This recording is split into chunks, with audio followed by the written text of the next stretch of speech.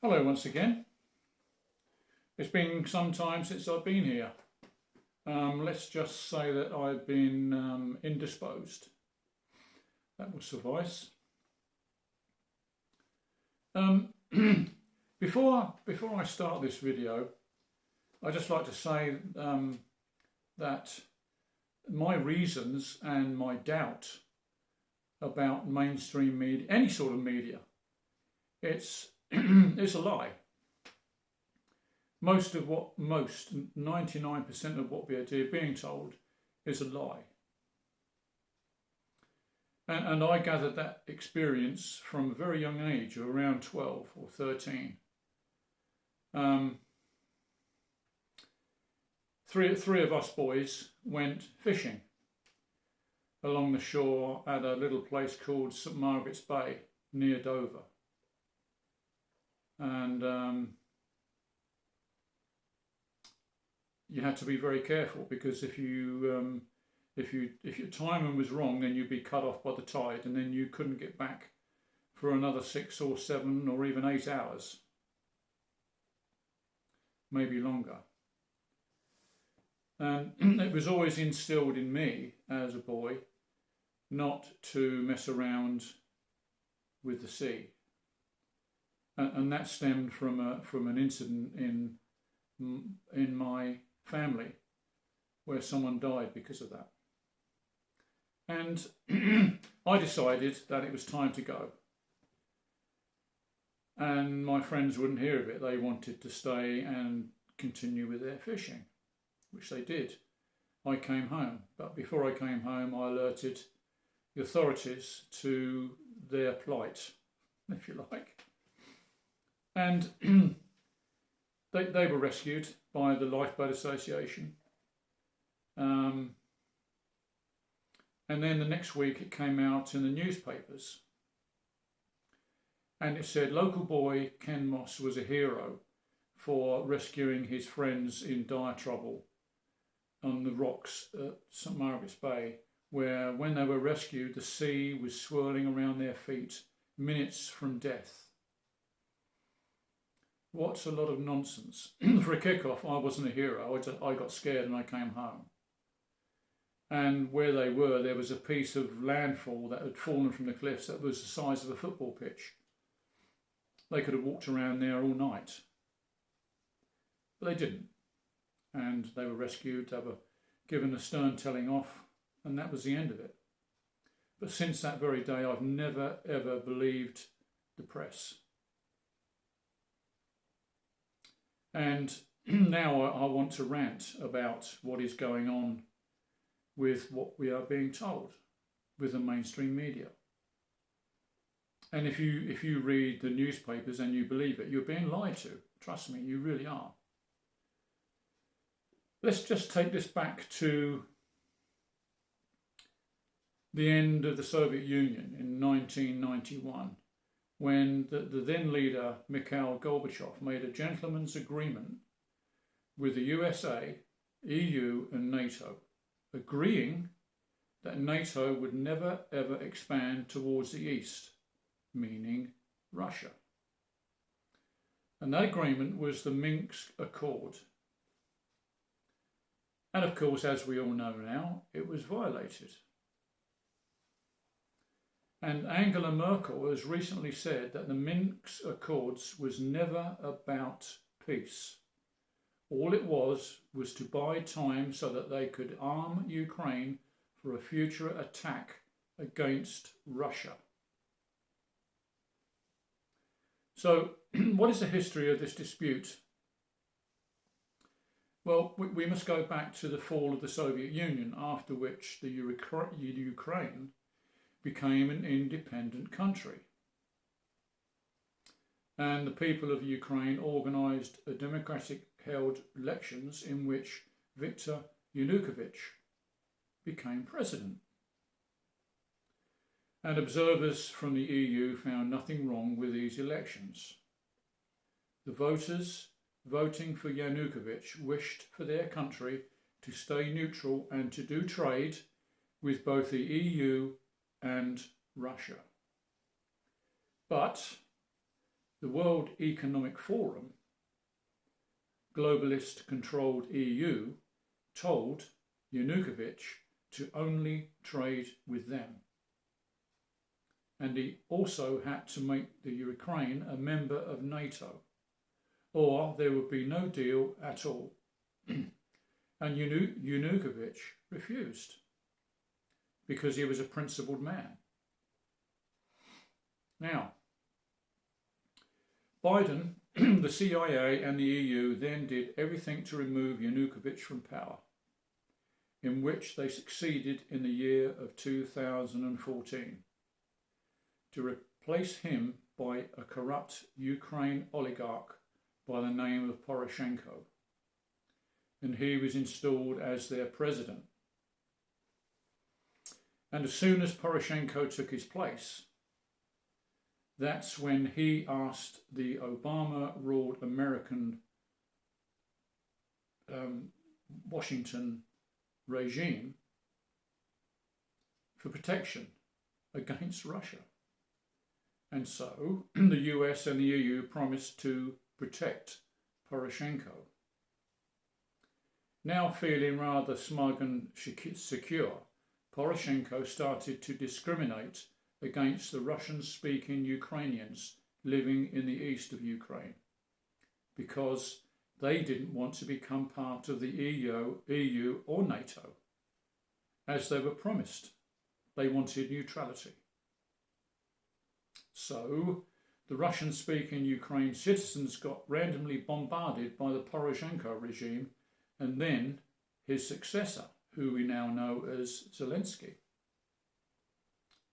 And for eight straight years, Ukraine shelled and bombed the east, killing more than 14,000 civilians in the process. Which then they finally called Mr. Putin for help.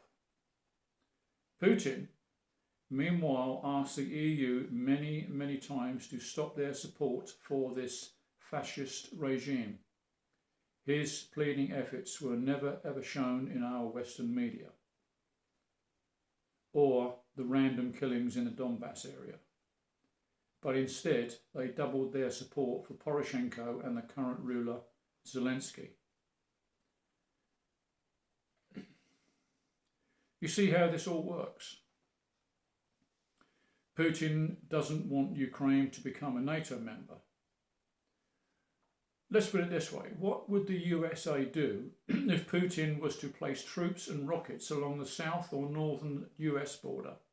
What would the US say? Oh, come in, you're quite welcome. I don't think so, do you? The truth is, the World Economic Forum, or the EU globalists, want Putin removed and replaced by some Russian corrupt traitor doing the wishes of the WEF globalists.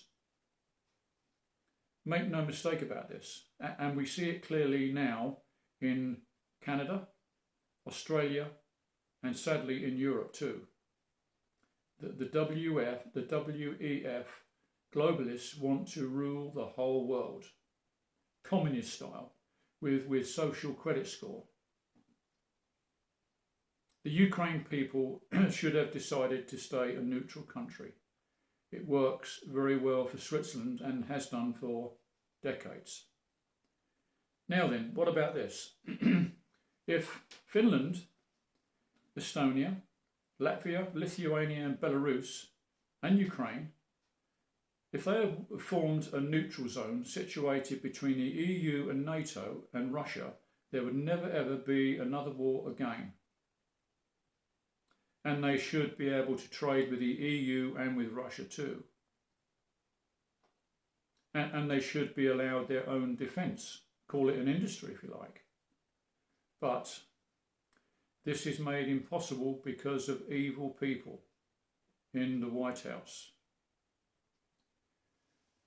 And they love to hate, kill and destroy. And because of their love for power over others, and their love for money rather than to live in peace with each other, they continue. It's always been my opinion of people in high places, even in industry, the millionaires and the managing directors, most of those people get there by stepping on other people. They're normally psychopaths. They have no conscience. They don't care who they hurt as long as they get on. And that goes for a lot of politicians in this world. They're only there for their own ends. And Christianity has told us to love our neighbour as we love ourselves, meaning absolutely everyone. Sadly, it doesn't work. Going back to Merkel and her bombshell of a statement, Putin and Russia are furious with her and Macron and Poroshenko for lying about the Minsk Accord. It was a blatant lie by France, Germany and Ukraine, led by the US of A. Even China and India have criticised this Western hypocrisy and will never ever trust the West again. And now the West is interfering once again in Serbia. The EU, following orders from their US masters, wants Serbia to impose sanctions on Russia, and Serbia will not ever do this. And Russia will definitely defend Serbian policy. And just maybe this is another ploy by America to get Russia to fight on several fronts at the same time, thus exhausting itself. That's not going to happen. All this is, the people in the war hawks in Washington are very, very, very dangerous people because they're fighting a proxy war. They don't care what happens in Europe. Europe will burn. They'll be fine 3,000 miles away. The history and the truth regarding this conflict must be told and spread throughout the world because everyone, especially including the armed forces, because if you believe the Western media and you are a soldier, you will die from lies stemming from Washington. And the people in charge, as I said, are war hawks stirring up trouble in a proxy war fought until the last Ukrainian or even the last European. They don't care. The bottom line is this: Russia will not lose this war, no matter what the media tells you. And if people in the media cannot decide whether they are in the business of reporting news or manufacturing propaganda, encouraged by their paymasters, it is even more important now that the general public understand the difference and choose their news sources very, very carefully. In my humble opinion, the best news services are those not connected to the West. They report what they see and not what they're told. I just say thank you for listening to my rant on a cold, very cold Saturday afternoon. And what's going to happen in this world? America wants to stir up more trouble, not just in Ukraine, but also the Balkans, with Serbia and Kosovo. Are we going to have all that trouble once again? Someone once said in England, never, ever, ever get involved in the Balkans. It's nothing but trouble, and has been for centuries. We live in troubled times, and we shouldn't be here. We should not be here at all. And it's all because of the good old US of A. If you don't believe me, that's okay. Everyone has their opinion, but time will certainly tell. Thanks again for listening. Bye-bye.